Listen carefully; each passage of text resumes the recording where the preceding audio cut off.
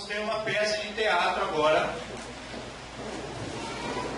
representada por alguns irmãos. Essa é uma peça do Retiro, não é uma peça dos grupos, fiquem tranquilos. Ai, mas não é não é do grupo. Essa é uma peça do Retiro. Essa peça ela foi elaborada pelo Ludi e ela tem o objetivo de nos mostrar um pouquinho como Satanás ele tenta influenciar negativamente as nossas famílias. Por que eu estou pedindo para você prestar atenção? Primeiro porque é uma peça de teatro. E a ideia dessa peça é representar e apresentar para todos nós algumas coisas que provavelmente, se não aconteceu na sua família, você conhece alguém que já passou por alguma situação, a qual nós vamos ver aqui agora. Então algumas coisas podem até parecer engraçadas para vocês, mas lembra que é uma peça de teatro e a ideia dela é retratar uma coisa muito séria. Algumas pessoas, tipo eu assim, vou ser exposto aqui na peça, eles vão tirar sarro da minha cara, tá bom? Eu já sei disso, ninguém precisa ficar triste por mim, tá? Eu não estou triste, é uma peça de teatro. Então não fiquem com receio, prestem apenas atenção na peça, que a ideia dela é realmente retratar uma realidade na qual todos nós estamos sujeitos a enfrentar. Bom, irmãos, e foi preparado pelo pessoal da equipe. Eu gostaria de pedir que todos prestassem atenção, ela vai acontecer aqui nesse cantinho, aqui nesse cenário, tá bom? Obrigado pela colaboração de todos e, lógico, eu sei que nós já estamos em culto, você sabe disso, seu celular já teria que estar desligado ou então no silencioso. Se você se esqueceu, coloque agora no modo silencioso e, por favor, preste muita atenção na peça.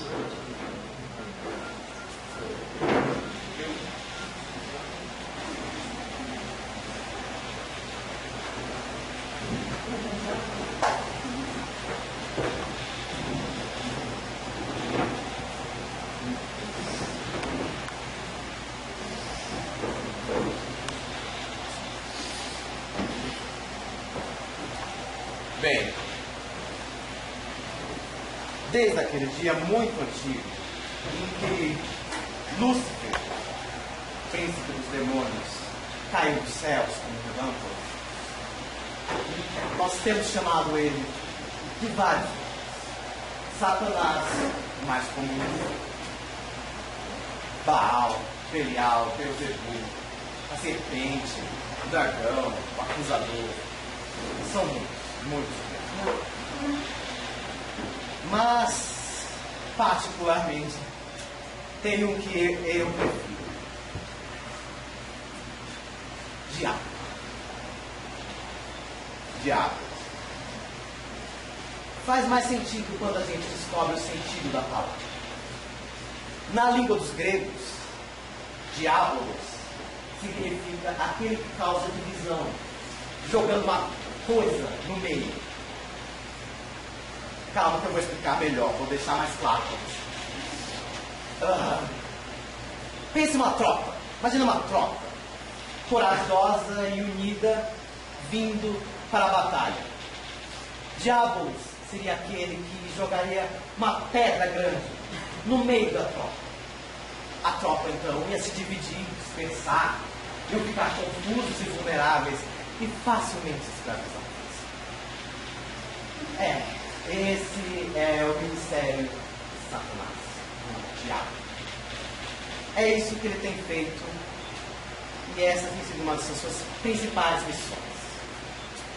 Bem, diz o livro que Deus uniu, é um prazer para nós, se é que há prazer aqui.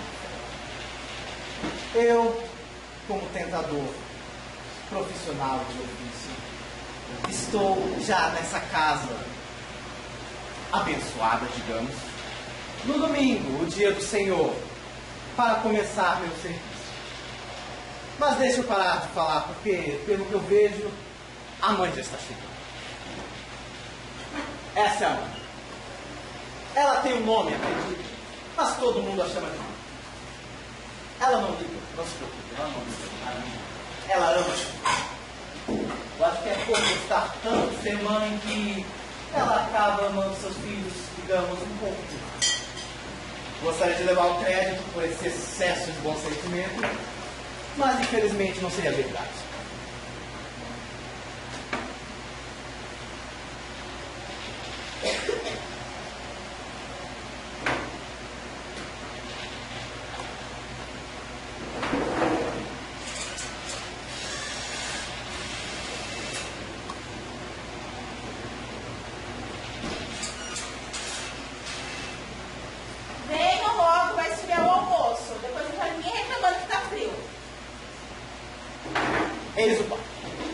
Esse é o pai. É um homem antiquado. Ele pensa que os homens são senhores do seu próprio castelo. Ele até que ama a esposa dele. Só que o timbre de voz dela o irrita. E esse novo cor de cabelo também ele não gosta. Mas não se preocupem, não se preocupem. Ela não sabe. Algumas mentiras inofensivas que ele conta para manter o casamento unido fazem que ela não faça a menor ideia. Faltam os pescadores. Em boa hora, eis os filhos. Eles já entregaram a vida para Jesus. Ambos. Os dois umas 3 ou 4 vezes. Sabe, em retiros, naquelas noites de fogueiro, naqueles shows que eles fazem o tempo todo. Em Natal cantaram já naquelas cantatas que gostam de fazer tanto. Só que agora estão numa fase deliciosa em que eles pensam que sabem de tudo e acham tudo. Desde aquela música lenta do louvor até alguma verdade eterna mais curta. Mas não se preocupe também. Satanás, nosso diabo, ele fez um estratagema. Os adultos pensam que esse mal é como as espinhas, vai passar quando eles saírem da adolescência. Tudo feito.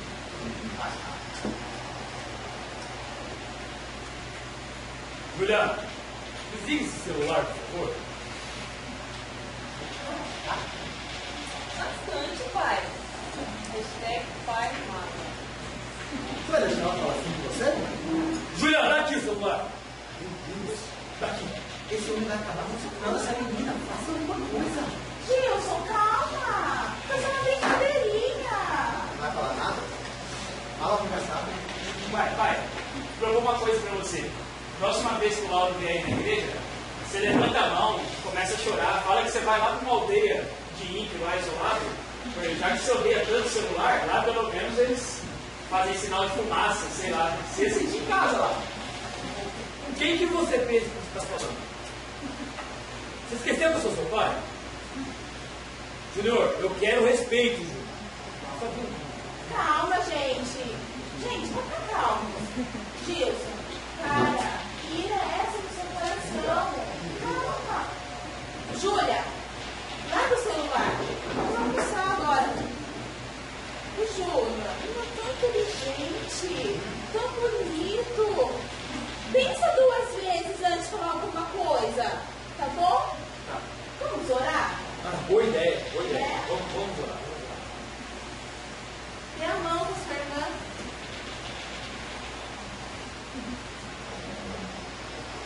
Meu Deus, obrigada pela manhã que tivemos aqui na igreja, pela aula do pastor Luiz. Gostamos de pôr em prática. Obrigada pelo seu aprendizado. Em nome de Jesus eu oro. Amém. Amém.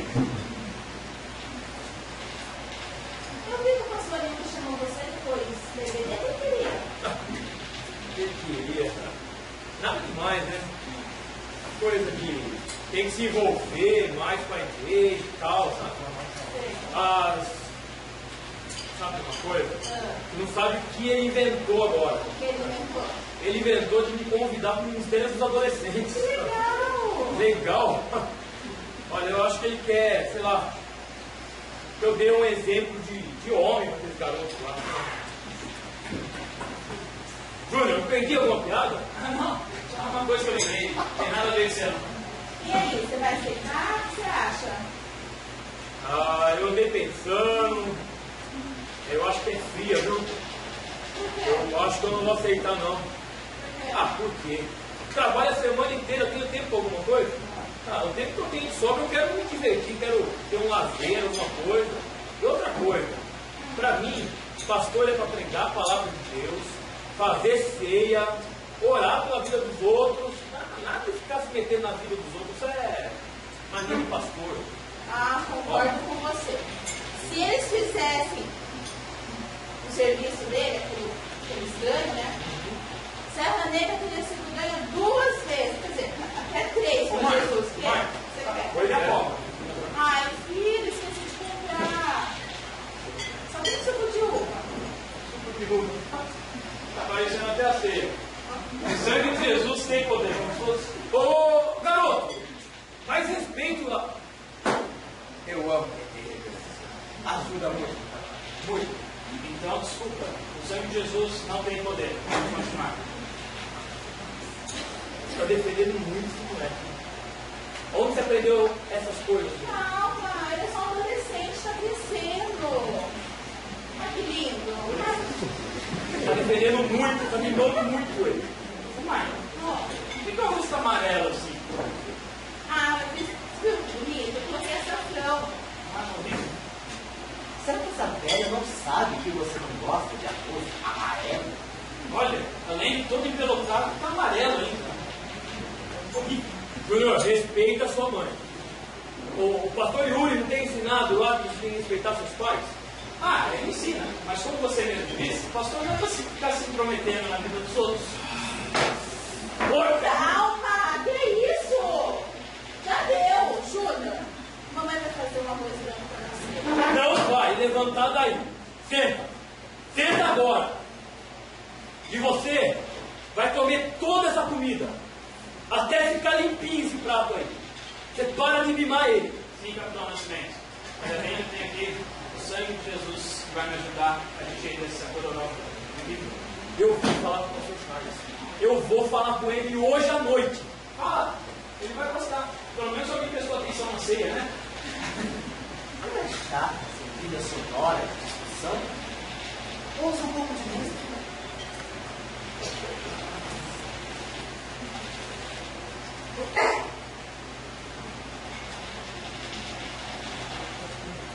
Eu acho que ela está desafiando essa autoridade.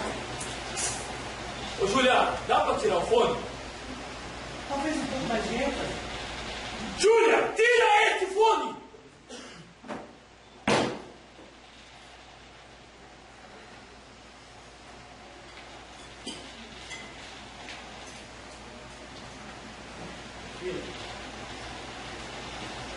Filha, você sabe que eu não gosto quando você fica aqui na mesa com a gente, mas com a cabeça em outro lugar, né?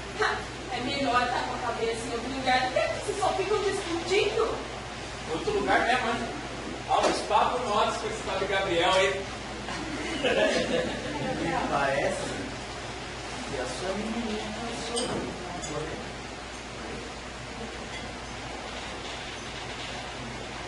Filha, quem que é esse Gabriel? Ai, quem, pai? Quem? Ninguém, só um cara que deve chamar de sogrão só. PS Júnior.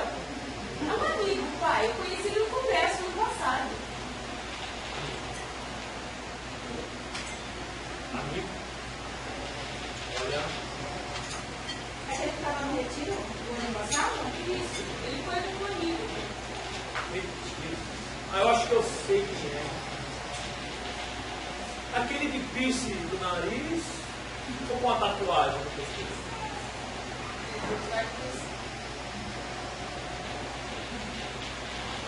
Essa revirada de orelha. Não, nada. É só que você não gosta de nenhum dos meus amigos. Impressionante. Não, isso não é verdade, Júlia. Ah, não? Não. Ah, não. Então me desculpa se eu interpreto mal os seus olhares matadores, para qualquer cara que eu falo. Júlia, filha, você tem que entender que o seu pai ainda não está acostumado com a careca garotinha, né? Ele está crescendo, está ficando linda. Os garotinhos dos outros estão percebendo. Não é nada disso, gente. É que eu como pai, eu estou preocupado com as suas amizades, filha. Tá demais. Olha, pai, eu sei que você preferia, sabe, que eu arrumasse um cara, sei lá, engomadinho, tipo filho de pastor. Não põe palavras na minha boca, não. Eu, como pai, eu quero o melhor para você. Aham. Eu quero um homem de Deus para você. Eu sei. O melhor é um cara certinho, com o carisma de uma caneta bico. Olha, eu tive uma ideia. Já pediu um conselho sobre isso? Que tal falar com a Tamires? Mas você tá de brincadeira. Você já viu o pastor Yuri? Já. A Tamires tem um rosto posto ao meu para homem. Não dá pra Eu não acredito. Eu não acredito que nós estamos conversando sobre isso aqui no almoço. É demais para mim, é demais. Não tem pena do seu pai, não? Não sente remorso por uma coisa dessa? Como você pode conviver com um cara que não dá mínimo para seus sentimentos? Olha, eu vou comer no meu quarto, eu lavo o meu prato também. Dona Júlia, senta aí. Senta aí, dona Júlia. Não, olha. Oh, não, eu estou falando. Não me interrompa. Você sabe muito bem que eu gosto que todos comam junto na mesa. Você não vai pro seu quarto se sentar. Pai, olha, você está muito nervosinho, tá? Eu não quero ser a culpada dessa energia negativa na hora do almoço. Eu vou comer no meu quarto. E outra, eu sou, ó, fica feliz, hein? Ano que vem eu faço 18, aí eu não vou ser mais problema seu. Bom, não quero mais essa Europa. Eu vou sair para começar o jogo já. Não falou nada. Quer saber uma coisa? Eu não quero mais comer, não.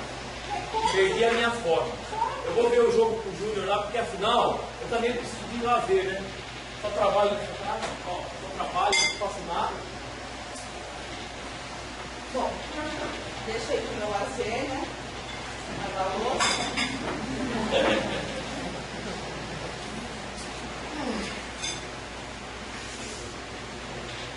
Como podem ver, meu trabalho aqui foi muito bem realizado. Por alguma sorte, eles nem vão se preocupar em resolver esses probleminhas. E com algum trabalho, eles até vão imaginar que esses problemas não têm solução. Você vê, remorso, ira, bobagenzinhas cotidianas, inclusive, mas que somando uma com as outras e com essa argamassa de ódio, vão fazer com que eles não queiram mais ficar uns com os outros. Bem, meu trabalho aqui é simples. Só fazer com que as sagradas escrituras se cumpram quando dizem que a casa dividida em si mesma é sagrada.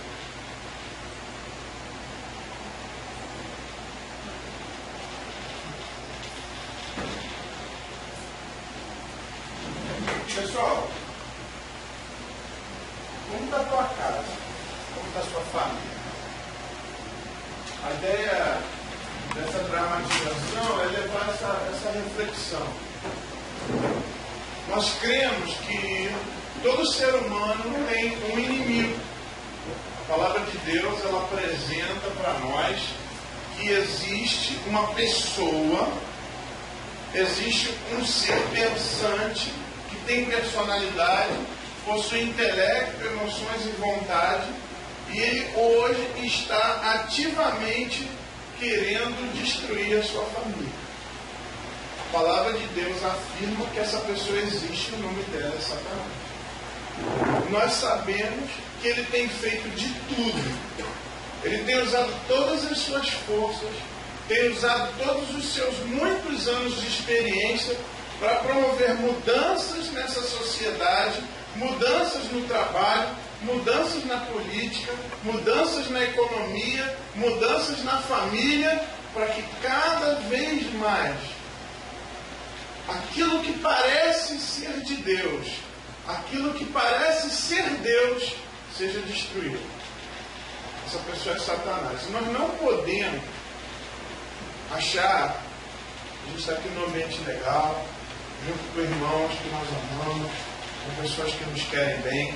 Nós não podemos achar que está todo mundo, nesse exato momento, bem como nós. Estive falando na coluna evangélica dessa semana que o carnaval, infelizmente, as próprias autoridades brasileiras elas falam sobre isso. Que o carnaval é um período onde muita coisa ruim acontece pela primeira vez. É no período do carnaval onde muitos maridos traem as suas esposas pela primeira vez. Onde muitas esposas traem seus maridos pela primeira vez. Onde muitas meninas e meninos perdem a virgindade. Onde muitas crianças começam a fumar, a beber. Onde muitas pessoas começam a usar drogas pela primeira vez. Pessoal, quando a gente pergunta da família, a gente tem que lembrar que a gente está falando de uma realidade de todos nós. E a ideia desse retiro é trazer uma reflexão profunda sobre quem nós somos, o que Deus quer de nós, o que temos que fazer para agradar ao nosso Senhor. E hoje, o que eu gostaria de estar conversando com os irmãos é trazer essa reflexão. Sabe por quê, pessoal? Essa representação ela é muito real. Além disso tudo, além de termos um inimigo, nós ainda temos que lutar contra nós mesmos por causa do nosso caráter, da nossa queda, por causa do nosso pecado. Existem muitas coisas contra a família. Talvez você precisa ouvir essas mensagens, precisa fazer essas reflexões, porque talvez nesse exato momento você já esteja tendo passos para atrapalhar ainda mais a construção do seu lar. Talvez você mesmo tenha cooperado. E uma coisa interessante, que a Bíblia nos mostra, que embora Satanás possa nos tentar, embora Satanás possa jogar as suas cascas de banana, embora possa realmente ter algum tipo de cochicho no nosso ouvido, isso lógico que foi uma forma dramatizada da gente pensar nisso, mas Satanás não vai ser responsabilizado pelo pecado de ninguém. Todas aquelas pessoas, o filho, a filha, a mãe, o pai, todo mundo vai ser responsável por aquilo que fez. Satanás pode jogar a casca de banana, pode te dar ideia, mas se você vai aceitar e vai fazer, isso é com você. E aí você tem que lutar contra o seu próprio coração. Gostaria de hoje estar compartilhando um pouco, lembrando o nosso tema, o tema é família, nosso versículo. Vamos falar todo mundo junto? Vamos lá? Portanto, vocês já não são estrangeiros, nem forasteiros, mas concidadãos dos santos e membros da família de Deus. Nós somos membros da família de Deus. O Senhor, quando morreu por nós, Ele nos permitiu, Ele abriu o caminho para que nós pudéssemos ter acesso à família de Deus. Porque Ele tinha um desejo de reconstruir algo que tinha sido destruído. Ele tinha um desejo de refazer algo que estava quebrado. Gente, estudar esse tema é algo de grande necessidade. Primeiro, porque nós temos que lutar contra o pecado. Primeiro, porque nós temos que lutar contra o pecado que há em nós. Existe um livro na biblioteca da igreja, um livro muito bom, O Mal que Habita em Mim. Alguém que já leu esse livro? O Mal que Habita em Mim, ó, que legal. Várias pessoas, gente, vale a pena ler. A gente vai estudar um pouco mais sobre como esse mal que habita em nós, que foi pelo pecado que entrou lá no início, como que ele tem afetado a gente vai estudar isso com o pastor Paulo. Vai ser amanhã ou depois de amanhã? Segunda-feira nós vamos estudar como esse mal que habita em nós tem afetado as famílias de uma forma tão contundente. O outro problema é que nós vivemos numa sociedade corrompida familiarmente. Existe uma coisa errada tão generalizada que aquelas famílias que querem fazer o que é certo vão ser taxadas como as erradas, como as esquisitas. É verdade, então, que nós precisamos estudar isso, pessoal. Sabe por quê? Porque no dia, talvez, que você queira fazer a coisa certa, vai ter um monte de gente para te zoar. Vai ter um monte de gente para criticar. Vai ter um monte de gente para dizer, que isso? Olha que cara mais atrasado, ele ainda disciplina o filho dele. Olha que mulher mais atrasada, ela ainda obedece o marido dela. Existe um problema na sociedade, pessoal. Tem sido feita uma campanha fortíssima contra, por exemplo, a disciplina que a Bíblia diz que a gente tem que fazer, que a gente tem que usar a vara se for necessário. O Papa foi falar um negócio desse, os movimentos aí do mundo todo foi contra o cara. Gente, se a gente for querer obedecer a Bíblia, se a gente for querer obedecer a palavra de Deus, existe uma pressão que a sociedade vai produzir contra a sua família. Muitos, no fundo, podem até achar bonito, mas é politicamente incorreto. No fundo, eles querem ter aquilo que você tem. E como eles não têm, o quem desdenha quer comprar, lembra? Vou começar a desdenhar de você. Pessoal, outro problema, e nós queremos lembrar que é o seguinte: a nossa igreja é uma igreja equilibrada na sua teologia. Ela é uma igreja que olha para a palavra de Deus como viva e eficaz. E nós não queremos cometer um erro que existe no movimento cristão em geral, que é dar um super valor a Satanás e a sua tentação. Mas nós também não podemos ir para o outro extremo e achar que Satanás não faz nada. Existe sim um inimigo, existe Satanás tentando atacar e atacando, destruindo, destroçando a igreja. Nós que queremos ser bíblicos, nós temos que olhar para isso e entender: isso realmente acontece, isso realmente existe. Talvez não exatamente da forma como nós vimos, porque é uma dramatização, é para gerar reflexão, mas que Satanás tem agido na sociedade, no mundo, tem. E infelizmente é importante a gente estudar sobre isso.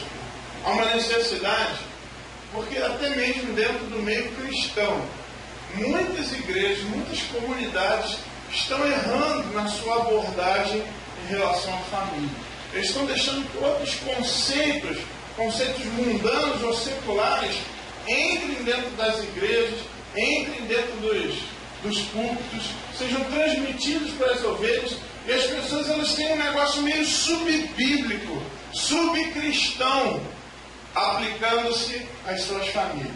Conversando com o pastor Paulo e com o pastor Yuri, ele estava compartilhando, o pastor Yuri, sobre muita literatura cristã, começando com frases de pensadores que às vezes nem são cristãos. Normalmente, quando eu olhava no passado, a gente via uma lição, sempre começava com um versículo, ou com uma citação de um texto bíblico, ou de algum pensador cristão. Mas muitas literaturas das igrejas começam com tantos outros, que às vezes nunca tiveram relacionamento com Deus. Tive a oportunidade de participar uma vez de um culto, onde estava sendo um pastor homenageado, e todos os pastores encerravam com um versículo, e um grande professor foi lá, quis dar uma palavra. Enquanto todos estavam falando, trazendo um versículo para reflexão, ele quis terminar com Aristóteles, com Sócrates, com tantos outros. Esses caras não conheceram Jesus. Tem sabedoria alguma coisa que eles falaram? Até pode ter, naquilo que eles concordaram com a Bíblia. Mas para que eu vou usar num culto que a gente está louvando a Deus pela vida de uma pessoa? Por que eu vou usar as frases dessas pessoas? E isso tem acontecido no contexto de família também. Tá certo? A gente precisa tomar um cuidado muito grande.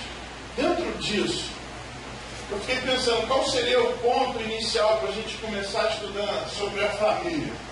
E o ponto inicial é o primeiro capítulo da Bíblia.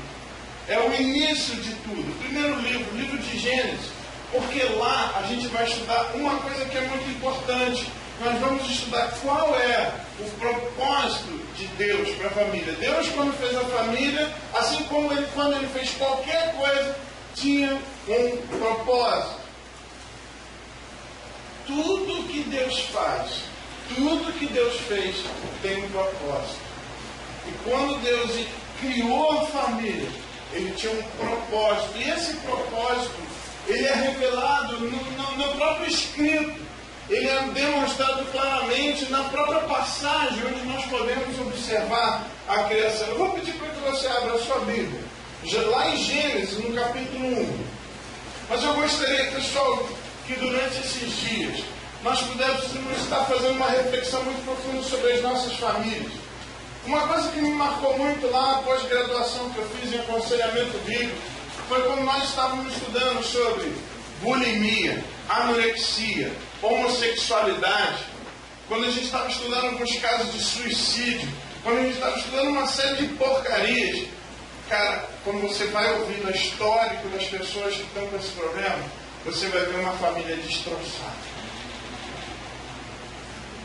A ocorrência de uma pessoa fruto de um lar estruturado, que teve ali Deus ali no centro, cujos pais cumpriram os seus papéis, que amaram profundamente e protegeram os seus filhos. Meus irmãos, é quase zero a ocorrência desses casos nessas pessoas. Que coisa, não? Que coisa. Deus tinha um propósito. Eu quero estudar com os irmãos 3 propósitos. Eles estão lá no versículo 26 até o versículo 28 de Gênesis. Eu vou ler, eu gostaria que você acompanhasse comigo. Também disse Deus: façamos o homem à nossa imagem, conforme a nossa semelhança. Tenha ele domínio sobre os peixes do mar, sobre as aves dos céus, sobre os animais domésticos, sobre toda os animais, sobre toda a terra, sobre todos os répteis que rastejam pela terra. Criou Deus, pois, o homem à sua imagem, a imagem de Deus o criou, homem e mulher os criou. E Deus os abençoou. E lhes disse: sede fecundos, multiplicai-vos, enchei a terra e sujeitai-a.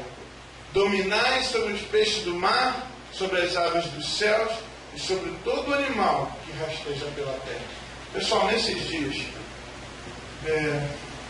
nosso desejo, o desejo da nossa equipe, o desejo da igreja, é que a gente volte para casa, cara, pronto, tendo todas as ferramentas que a gente puder, para estar engajado no processo de transformação das nossas famílias, pessoal.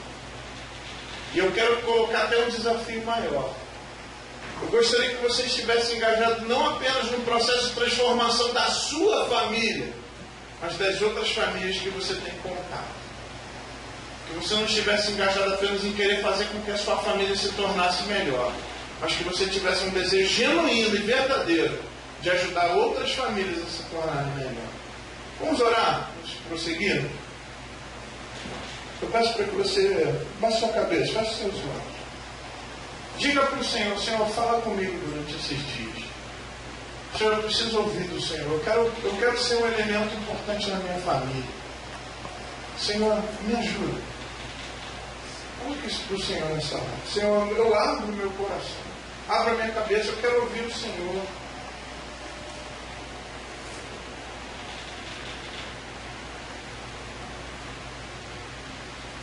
Senhor, nosso Deus, nosso Pai, nós queremos agradecer ao Senhor pelo privilégio que temos de abrir a Tua palavra, lê-la, e agora onde estaremos estudando ela, que o Senhor possa ter misericórdia de nós, que o Senhor fale aos nossos corações, porque temos a certeza que foi do Senhor, foi propósito do Senhor estarmos aqui nessa noite, durante esse retiro. Ó Deus, sabemos que o Senhor tem algo a falar conosco, ó Deus. Pedimos que o Senhor possa usar os pastores, o Senhor possa usar cada parte desse culto para falar conosco profundamente, ó Deus. Pedimos então que o Senhor use os pregadores de forma contundente nas Tuas mãos, para que falem, para que modifiquem-nos, ó Deus. Fala conosco, modifica a nossa mente, nosso caminhar, porque nós queremos caminhar conforme a Tua vontade. Ajuda, Senhor, o Teu povo. Essa é a oração que fazemos. Em nome de Jesus.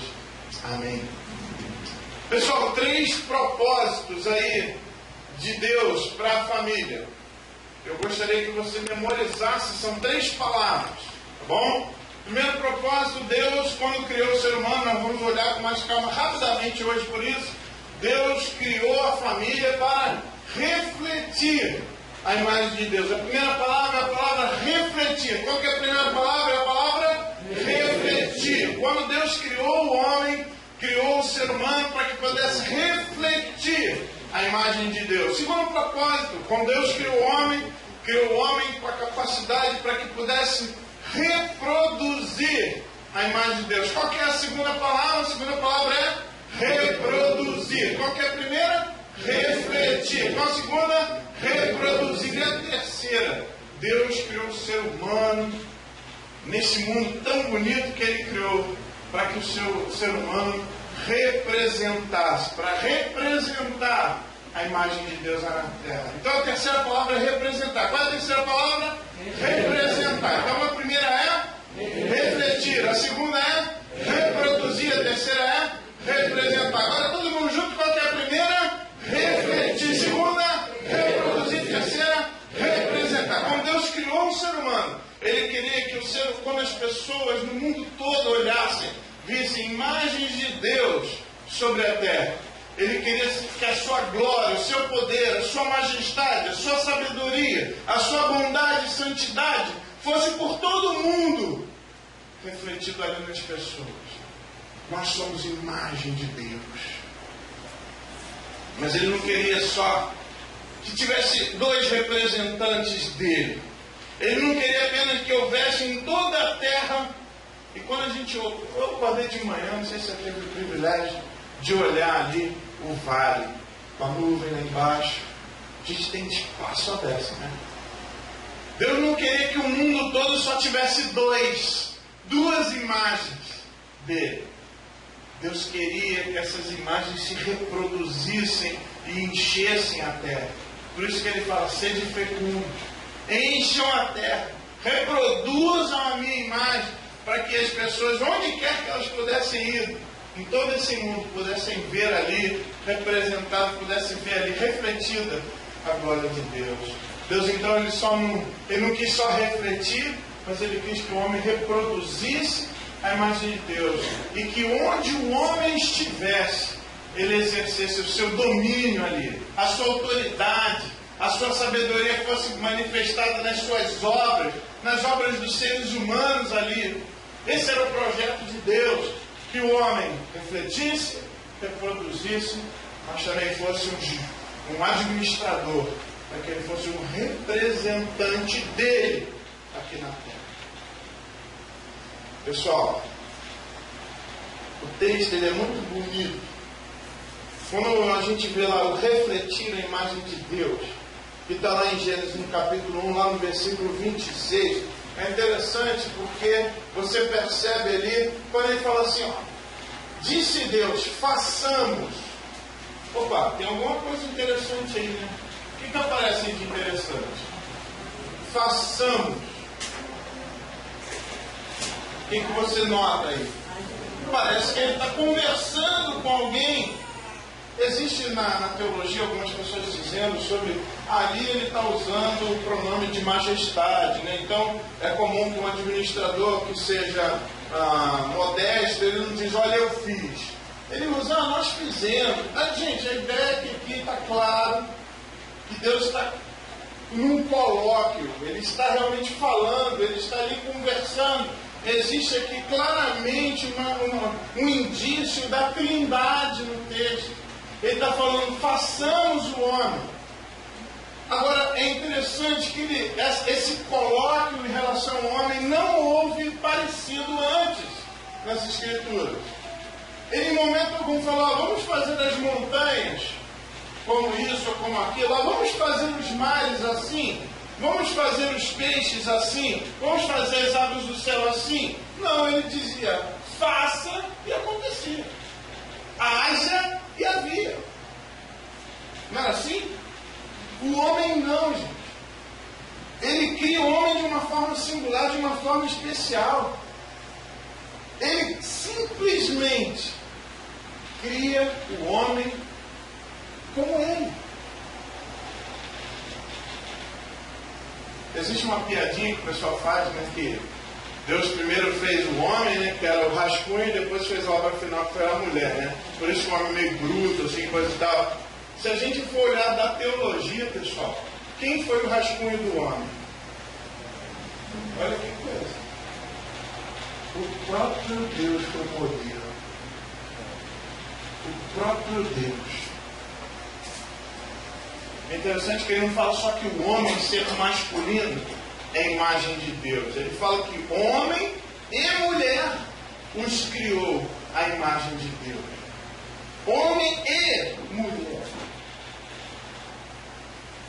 Quando a gente vai continuar estudando, a gente vai perceber que na própria criação do homem fica claro isso, que o homem sozinho, ele era a imagem de Deus, mas ele não conseguia refletir com nitidez todo o potencial de Deus.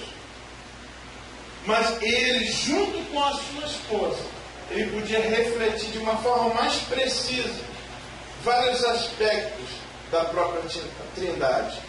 Você percebe que o que está refletido aqui, quando Deus fala, façamos o homem a imagem e semelhança, ele não está pensando na imagem simplesmente no sentido físico. Ou seja, não dá para a gente imaginar que Deus é exatamente assim como nós somos, de carne e osso. Mas o que Deus está falando é que quando Ele criou o homem compatível com Ele, um homem com personalidade, uma pessoa com intelecto, emoções, vontade, memória, relacionamentos.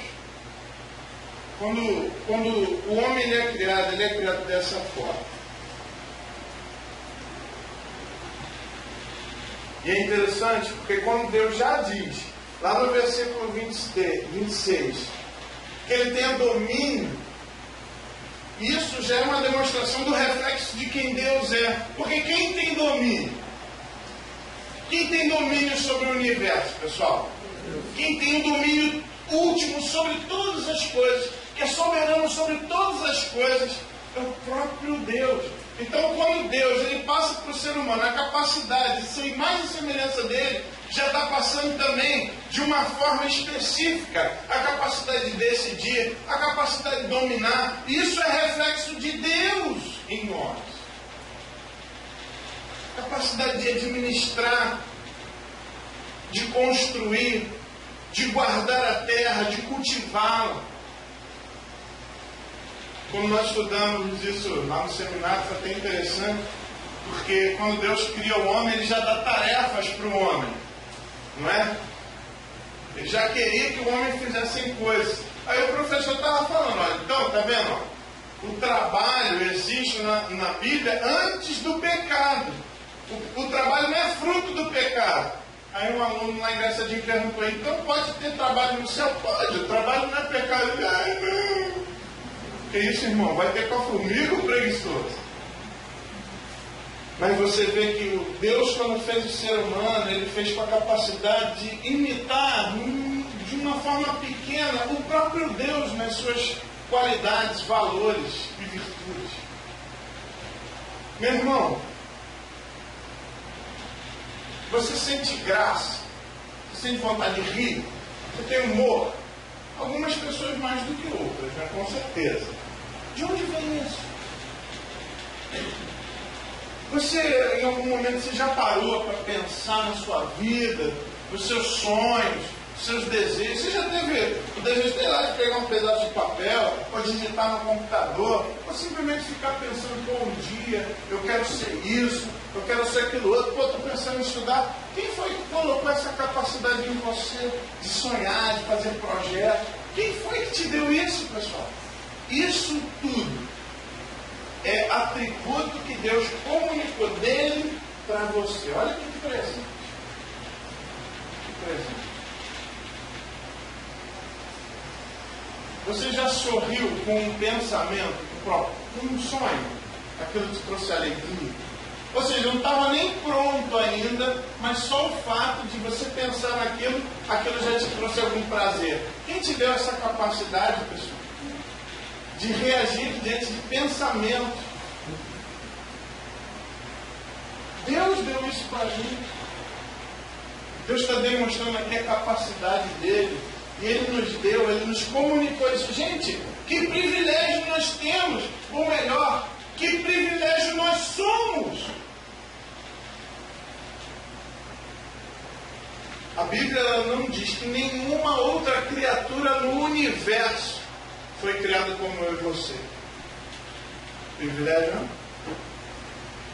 Daí talvez você pode olhar um pouco para aquela figura. Por que o diabo odeia tanto a gente? Por quê? E quando ele cria ali a família, é legal, eu gosto do capítulo 1, porque o capítulo 1 é quando ele conta a história assim na passada, assim, ó, foi assim. Aí o capítulo 2, ó, mas deixa eu explicar como é que foi, especificamente algumas coisas. Deixa eu falar especialmente como eu fiz o homem e a mulher. Você sabe que eles foram criados diferentes? Como nós estudamos, né, lá na igreja, né? A criação do homem foi daquele material nobre, né? o pó da terra, do barro. E a mulher, como ela foi feita, pessoal? Da costela de Adão. Né? O pessoal fala, não foi do pé, para não dar esporão, não foi na testa, para não andar nele. A ideia é que Deus tirou do lado, porque ali estaria do lado para caminhar junto, mas basicamente porque aí seria uma coisa que não faria falta. Pode tirar uma costela, não ia ter nenhum problema anatômico, tirando da costela. E é aquele negócio que a gente brincou também, que a mulher é um grande mistério. Porque imagina essa cena, Deus vai lá, dá um sono para Adão, Adão dorme, Deus tira uma costela, ele sai de cena com a costela e entra com uma mulher. Como foi o processo daquela costela se transformar numa mulher? Alguém pode me dizer? Não sabemos. Por isso que as mulheres, elas são esse mistério. Entendeu? A gente sabe que o homem foi feito lá do barro, Deus moldou com as suas próprias mãos. Agora, como foi a mulher? Surpresa. Só lá no céu. Quem chegar lá vai poder perguntar. Pessoal, quando Deus criou o casal, existe uma questão muito bonita ali. Sabe por quê? Porque é só no casal que aquelas pessoas, aquele Deus que é um Deus tripessoal, mas é único, é um Deus triuno, são três pessoas que subsistem num ser apenas. Esse Deus que é complexo e ao mesmo tempo ele é simples, esse Deus que nós não conseguimos entender, ele não poderia ser representado de forma correta por uma pessoa só, pessoal. Um ser apenas, uma pessoa apenas, não representaria Deus na sua beleza. Por isso que quando ele diz homem e mulher os criou, é que quando homem e mulher foram feitos, agora sim, eles podem representar a Trindade de uma forma mais clara, mais nítida. Por exemplo, deixa eu citar aqui algumas coisas que só na família a gente consegue demonstrar um Deus triuno. Por exemplo, unidade em diversidade. Só na família a gente pode demonstrar esse jeito de Deus, essa característica de Deus. O nosso Deus subsiste em três pessoas, mas eles são um só propósito, um só desejo. A ponto, lembra do Shema Israel, que nós lemos hoje de manhã? Ouve Israel, o Senhor nosso Deus é o único Senhor. Amarás, pois, então, teu Deus. Na família que eu consigo refletir essa unidade, mesmo com a diversidade aqui de pessoas. Eu e minha esposa, nós podemos, mesmo sendo diferentes, mesmo ela tendo um jeito de pensar, eu tendo outro, mas ainda assim nós podemos ser unidos no propósito. Podemos pensar na mesma coisa, podemos ir no mesmo ideal. Assim é a Trindade. E isso só pode ser manifestado na família. Perceberam? Pegaram a ideia? Outra característica da Trindade também é que há um compromisso mútuo na Trindade. O Filho respeita o Pai, obedece o Pai. O Pai envia o Filho, envia o Espírito Santo. O Espírito Santo, ele é ordenado, ele não vai se o Filho não ordenar. O Filho faz o seu trabalho, agora é a sua vez, e o Espírito Santo vem. Esse compromisso de um para com o outro. Quando o Senhor Jesus falou, o meu desejo, a minha comida é fazer a vontade do meu Pai. Lembra disso? Esse compromisso entre um e outro, que está presente na Trindade, só pode se manifestar na família. Um ser humano sozinho não dá, com tanta clareza e nitidez. Outra característica interessante é que há um pacto entre as pessoas da Trindade. Dentro de Deus existe um compromisso de obediência que não se dissolve jamais. O mesmo pacto é representado quando Deus fala, deixará pai e mãe, se unirá a sua mulher, e já não são dois, mas são uma só carne. Então eles são uma unidade. Esse pacto que é indissolúvel. Outra coisa, a intimidade que existe no casal. A intimidade, agora a gente não está falando só da questão sexual, mas essa intimidade de eu saber o que ela está pensando, até se ela não falar, já sei que ela está pensando. Gosto da intimidade, de andar junto. E só dentro da família que a gente consegue. Mutualidade, um servindo o outro. É interessante também outro conceito importante que só a família consegue refletir, que é o conceito de papéis. A Bíblia mostra que seres humanos, o homem e a mulher, quando eles se casam, a Bíblia não diz que o homem e a mulher, que um é mais importante do que o outro. Mas a Bíblia deixa claro que o papel do homem é um e o papel da mulher é outro. Nós vamos falar um pouco disso amanhã à noite. Assim como dentro da Trindade, o papel do Filho é um, o papel do Pai é outro, e o papel do Espírito Santo é outro. Nós somos, quando nós olhamos para homens e mulheres, nós somos essencialmente iguais, mas funcionalmente diferentes. Existe um termo importante que vale a pena você guardar, que Deus ele criou uma hierarquia funcional. Ela existe na Trindade e ela existe na família. É uma hierarquia funcional, não está se discutindo a essência, não está se discutindo quem é mais importante, mas está discutindo o pai, é o pai, ele que manda. O filho obedece o pai, o Espírito Santo vai quando o filho manda. Essa mesma característica ela ocorre dentro da família. Aí, pessoal, a gente já leva nosso pensamento. Se até dentro de Deus, se na própria Trindade existe diferença de função, um não quer passar por cima do outro. Por que dentro da família a sociedade tem discutido tanto esse negócio? A mulherada querendo ser acima dos homens, os homens querendo oprimir as mulheres, os filhos desobedecendo os pais. Por que não se faz igual ao que Deus fez? Ou por que não se faz igual ao que Deus é?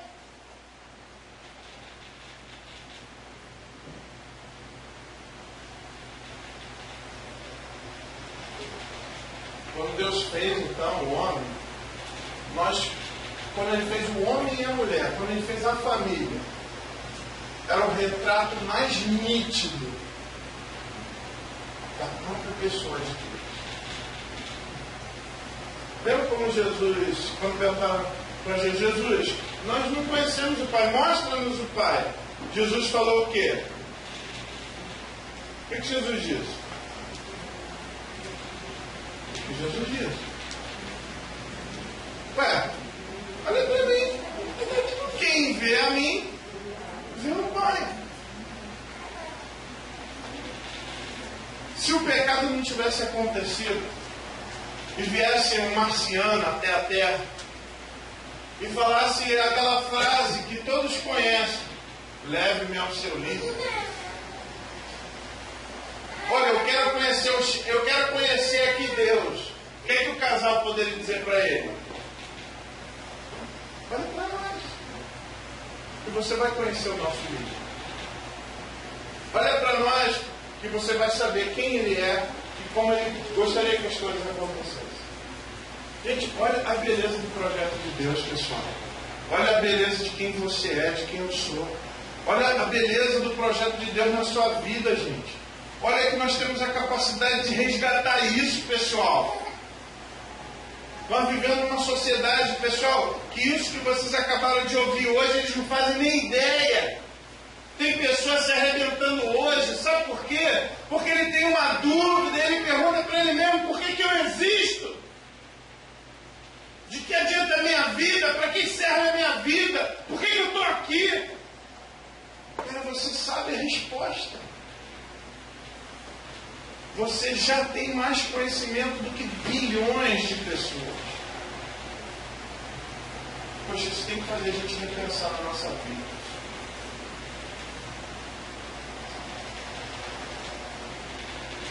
E Deus deu uma capacidade para o homem e para a mulher,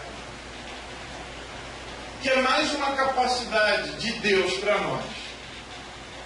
Deus deu a capacidade para que os homens se reproduzissem. Deus ele não queria só que as pessoas chegassem no mundo e vissem duas pessoas ali que na verdade refletiam o caráter dele, a pessoa dele, o ser dele. Ele queria que esses seres que espelhavam a sua glória, a gente já falou sobre esse termo, né? Das pessoas espelharem a glória de Deus. Ele não queria que só tivessem dois espelhos que se formassem um bom espelho. Ele queria que durante toda a terra, que espalhado por toda a terra, estivessem esses espelhos. E aí Deus dá uma capacidade que ele tinha, o próprio Deus tinha, que era a capacidade de criação. Ele nos deu a capacidade de procriação. Eu tinha parado para pensar na palavra. Um casal pode procriar, pode criar adiante, pode passar para frente a sua existência. Que privilégio que Deus nos comunicou. Deus deu para você a capacidade de criar mais uma geração. A capacidade de gerar seres à nossa própria imagem, que é a imagem de Deus. Agora aqui a gente tem que fazer uma pausa e tem que pensar, poxa, num contexto de pecado, que é o contexto que nós vivemos, porque o ser humano caiu, houve a queda, o pecado original, ter filhos, ter a capacidade de gerar seres como nós, gera duas coisas em nós. Primeiro, a percepção de um grande privilégio, mas também de uma grande responsabilidade. Primeiro, privilégio, porque nós podemos reproduzir imagens de Deus. Daí, eu coloquei aqui o problema da idolatria. Gente, Deus já nos deu a capacidade, todo ser humano, lógico, pessoal, existem algumas exceções, mas todo ser humano tem a capacidade de criar um ser, uma imagem muito melhor, muito mais completa, muito mais próxima do real, do original, do protótipo, que é filhos. Para quê? Que eu vou criar imagens incompletas? Para quê? Que eu vou criar imagens inertes, que não se comunicam, que não demonstram a capacidade de pensamento, de sonhar, de se alegrar, de conversar, de fazer o bem. Se você gosta de imagens, tenha filhos. Imagem, semelhança de Deus. Que privilégio! Temos uma fábrica de imagens. Graças a Deus, nossa igreja tem feito bem seu papel nisso daí. Tem espaço para mais aí, viu, pessoal? Aos casados aí, deixa o recado aí, Deus abençoe, viu? Meu sonho é um dia poder fazer o retiro dos casais, poder ficar todos no mesmo lugarzinho, assim, bonitinho, que é melhor, né? A procriar imagem. Pessoal, que privilégio você tem? Que privilégio nós temos? Mas também, que responsabilidade absurda. Por quê? Por causa do pecado, a nossa procriação é defeituosa. Porque o molde que somos nós está com problema. E a gente procria assim mesmo. Então a gente vai procriar uma outra imagem com um defeito. Eu lembro de uma história, foi meu avô que me contou, que havia uma nota de $1 que valia $10.000. Já viram essa história? A nota de $1 que valia $10.000. Por quê? Porque houve um problema na casa da moeda e a forma, ela se corrompeu. Houve uma quebradazinha no canto de uma parte da chapa que prensava as moedas, as notas. E todas aquelas notas daquela série saíram com aquele defeito, porque a chapa, que era o modelo, estava com defeito. Então, onde batia aquela chapa no papel, saía aquele defeito, que isso é exatamente a gente. Nós somos moldes defeituosos por causa do pecado, do nosso pecado. Então, quando a gente imprime mais uma cópia, sai com defeito.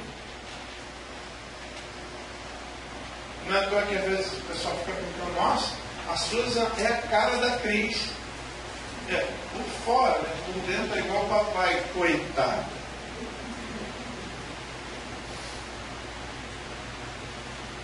Eu falo isso porque eu tenho um entendimento teológico do quanto ela tem todo o potencial para sofrer, para ser uma pessoa muito ruim, assim como o papai dela tem o mesmo potencial. E detalhe, não é só um potencialzinho, não. Se não fizer nada, vai fazer tudo de ruim que é capaz de fazer. Eu sei que quando eu reproduzi assim.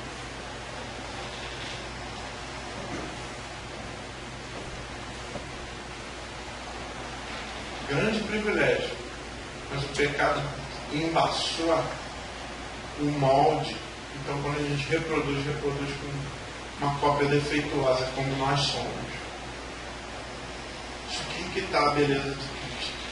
Ele nos dá a capacidade de tentar consertar em nós primeiro o molde, e depois de consertar a cópia que a gente fez de nós mesmos. Falar em cópia é muito interessante aquele documento do Lira, cara.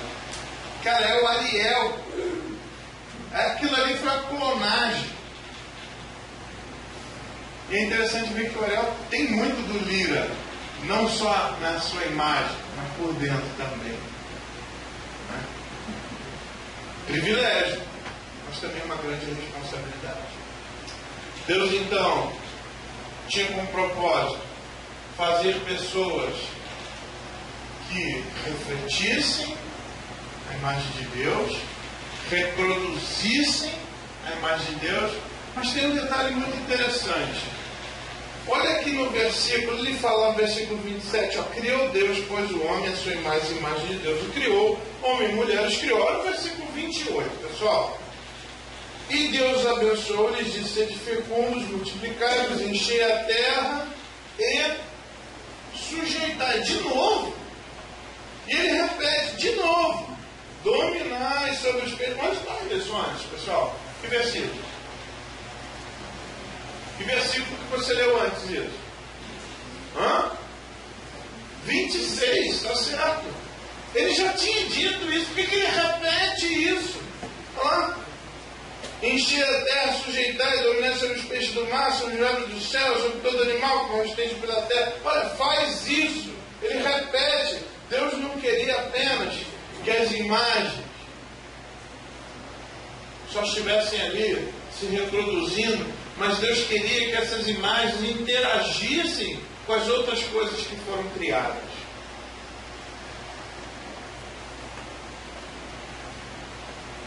É interessante que, quando você olha mais para frente, quando você olha no capítulo 2, e ele vai falar sobre como Deus fez o homem e a mulher. Versículo 4 do capítulo 2 diz assim, olha lá, é comigo. Dá uma olhada aí, pessoal, lê a sua Bíblia aí. Dá uma olhada lá, pessoal, lê a sua Bíblia aí. Estou vendo alguns que não estão. Vamos lá? Olha lá, versículo 4. Esta é a gênese dos céus e da terra, quando foram criados, quando o Senhor Deus os criou. Então aqui ele volta lá para o início e agora ele está dando alguns detalhes que ele não deu no primeiro capítulo. Não havia ainda nenhuma planta do campo na terra, pois ainda nenhuma erva do campo havia brotado, porque o Senhor Deus não fizera chover sobre a terra, e também não havia homem para lavrar o solo. Mas uma neblina subia da terra e regava toda a superfície do solo. Então formou o Senhor Deus o homem do pó da terra, e lhe soprou nas narinas o fôlego de vida, e o homem passou a ser alma vivente. Aí olha só, esse homem não ficou solto no mundo. Olha o que Deus fez para ele. Plantou o Senhor Deus um jardim no Éden. É interessante que essa palavra Éden significa prazer, alegria, contentamento. Plantou um jardim no Éden, da banda do Oriente, e pôs nele um homem que havia formado. Do solo fez o Senhor Deus brotar toda sorte de árvores agradáveis à vista e boas para alimento, e também a árvore da vida no meio do jardim, e a árvore do conhecimento do bem e do mal. E saiu o rio do Éden para regar o jardim, e dali dividia, repartindo-se em 4 braços. O primeiro chamava-se Pison, é o que rodeia a terra de Avilá, onde há ouro. O ouro dessa terra é bom. Também se encontram lá o bidélio e a pedra de ônix. O segundo rio chama Guion, é o que circunda a terra de Cush. O nome do terceiro rio é Tigre. Pessoal, se você olhar no mapa, você acha esse rio. Está lá. O quarto, o Tigre é o que corre pelo oriente da Síria. E o quarto é o Eufrates. Esses 2 rios, pessoal, você consegue encontrar lá no mapa. O Tigre e o Eufrates. Esses rios correm por qual país? Muito famoso aí. Iraque. Quem falou Iraque? Parabéns. Faz ali, né? Você viu. Legal, Rose, obrigado. O Iraque. Então, por isso que a gente tem ideia de que toda essa... ali foi realmente o início de muita coisa ali. Mas olha só, imagina essa cena. Deus cria a sua cópia. Cria uma imagem dele.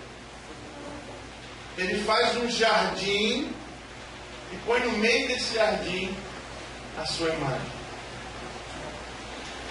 O que lembra vocês? Já viu essa cena em algum lugar ou em alguma cidade? Um jardim, e no meio do jardim uma imagem de alguém? Já viu isso em algum lugar? Já notaram isso em algum lugar? Pessoal, é linda essa cena, sabe por quê? Isso você vai ver em toda a história antiga. Os homens, quando eles dominavam uma terra, quando eles sujeitavam uma terra, a primeira coisa que eles faziam era botar uma estátua deles lá. Talvez seja isso que eles estão tentando copiar. O que Deus fez? Deus ele fez o jardim e no meio do jardim colocou a sua imagem ali, imperando, reinando no meio daquele campo.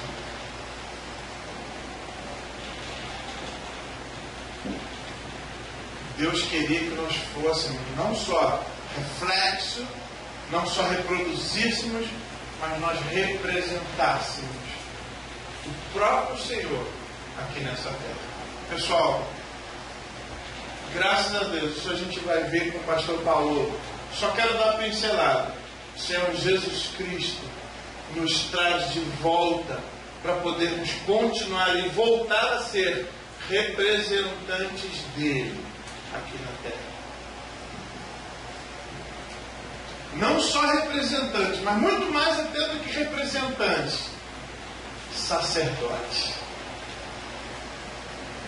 Olha lá, aquela passagem de Pedro. Abre lá no Novo Testamento, 1 Pedro.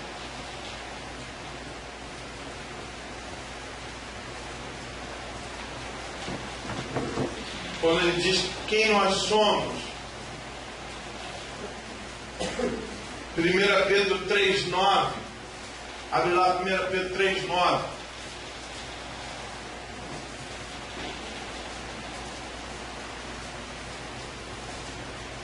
Vós sois raça eleita. Ele está falando para a igreja, pessoal. Ele está falando que a igreja é uma nova raça. É uma raça de seres humanos que foram refeitos para voltar a representar Deus aqui de novo. Mas não só para ser o representante de Deus, mas poder estar entre Deus e aqueles que ainda não são representados por Ele. Deus coloca essas pessoas como sacerdotes. A igreja é formada por sacerdotes. Sacerdócio real. Por isso ela também é uma nação santa, é separada, é diferente. É um povo de propriedade exclusiva de Deus. Para quê? Gente, olha esse termo. Qual foi a finalidade de Deus fazer isso? Vê se você consegue lembrar, fazer um paralelo na sua mente sobre essa questão de quem Deus é e o que aquela imagem devia fazer no meio do jardim. Para que aquela imagem foi colocada lá no meio do jardim? Para que as pessoas vissem ela e ela pudesse comunicar o quê? As virtudes de Deus. Percebe que o Senhor Jesus Cristo foi criado a igreja.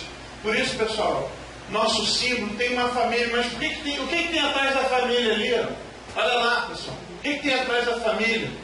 É a igreja, porque a igreja vai fazer com que a nossa família volte a ser esse representante de Deus e que a gente consiga comunicar de verdade as virtudes dele, pessoal.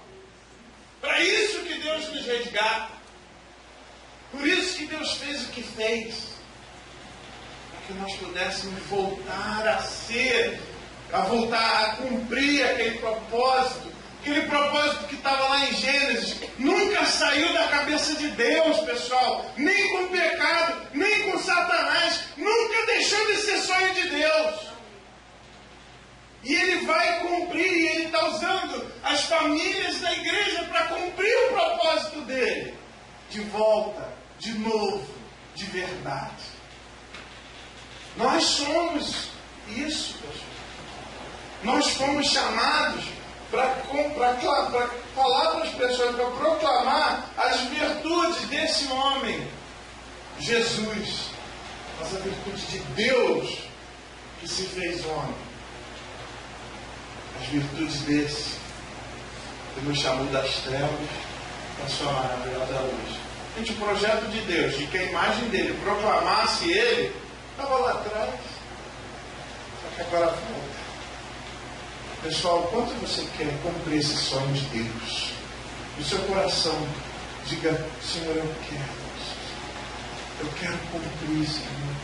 Passou o tempo, passou o século, Satanás fez a graça dele, continua tentando, mas o projeto de Deus não mudou, pessoal.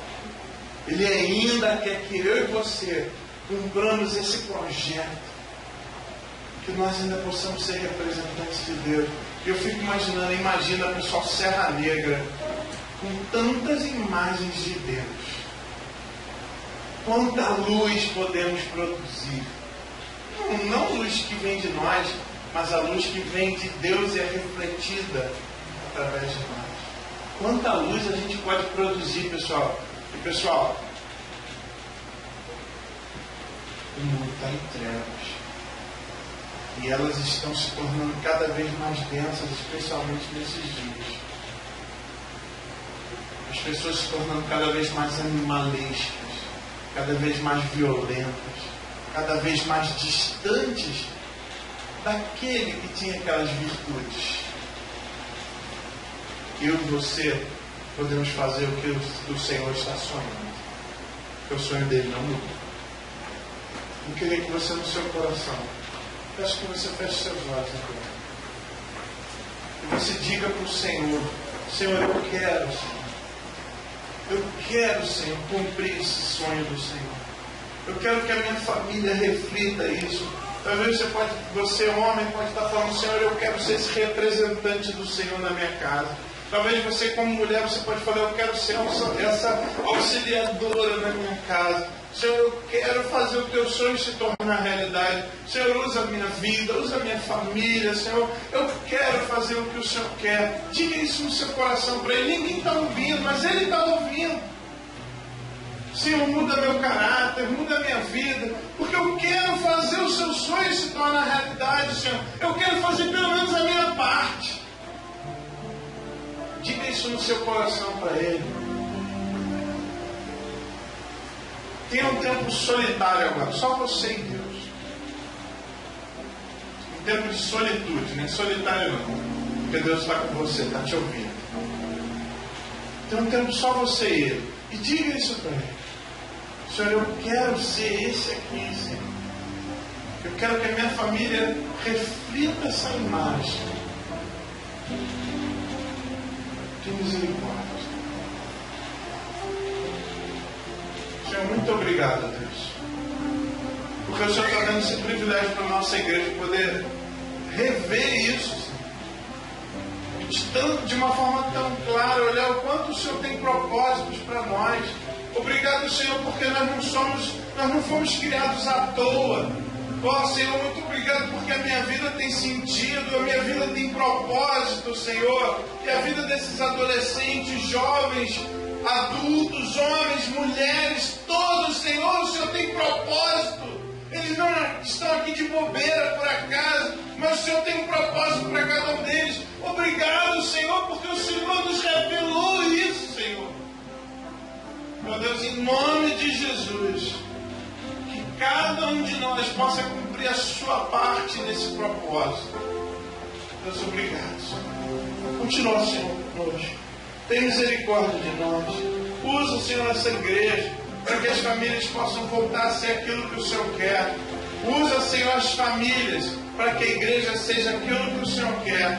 Tenha misericórdia e ajuda-nos para a glória do Teu nome, para crescimento do Teu reino, para restabelecimento de famílias.